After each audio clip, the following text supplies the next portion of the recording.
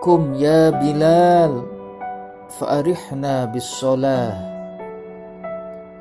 Rasulullah berkata kepada Bilal, wahai Bilal, berdirilah, damaikanlah hati kami dengan mendirikan sholat. Sholat bagi Nabi dan para sahabatnya merupakan sumber ketenangan dan kebahagiaan. Bahkan ketika ada perkara yang menyusahkan Nabi Muhammad, beliau mendirikan sholat. Kana Nabi sallallahu alaihi wasallam idza hazabahu amrun shalla. Namun bila kita anggap sholat itu hanya penggugur kewajiban, maka kita akan terburu-buru mengerjakannya. Bila kita anggap sholat hanya sebuah kewajiban, maka kita tak akan menikmati hadirnya Allah saat kita mengerjakannya.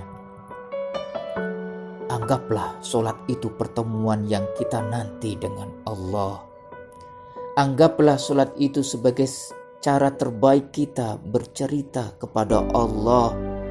Anggaplah sholat itu sebagai kondisi terbaik untuk kita berkeluh kesah dengan Allah. Dan anggaplah sholat yang kita lakukan saat ini adalah sholat terakhir kita di dunia ini. Bayangkanlah ketika azan berkumandang, tangan Allah melambai ke depanmu untuk mengajak engkau lebih dekat dengannya. Bayangkan ketika kita takbir, Allah melihatmu, Allah senyum untukmu, dan Allah bangga terhadapmu. Bayangkanlah bahwa sholat yang kita lakukan ini adalah sholat yang mungkin terakhir bersama dengan keluarga kita. Bayangkanlah ketika kita sholat ada surga di hadapan kita.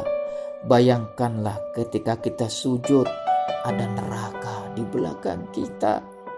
Bayangkanlah ketika ruku Allah menopang badan kita hingga kita tak terjatuh, hingga kita rasakan damai di dalam sentuhannya.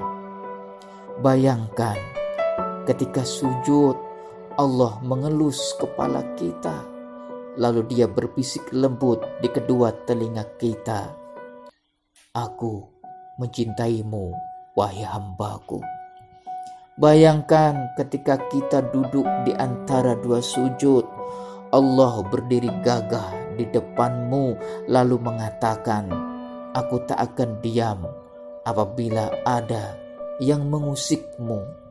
Bayangkan ketika kita memberi salam, Allah menjawabnya, lalu kita seperti manusia berhati bersih.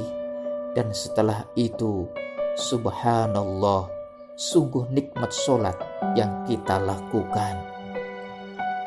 Ibnu Qayyim menjelaskan, kemunafikan dalam sholat adalah malas ketika bangkit untuk mengerjakannya.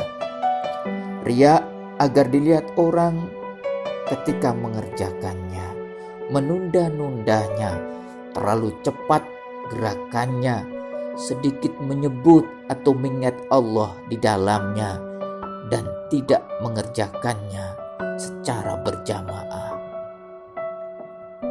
Sobat, apa yang berharga dari agamamu jika sholatmu saja tidak berharga bagimu? Padahal yang akan ditanyakan pertama kali padamu di hari kiamat nanti adalah bagaimana sholatmu. Dia jarang pergi sholat ke masjid. Suatu hari dia pergi ke masjid.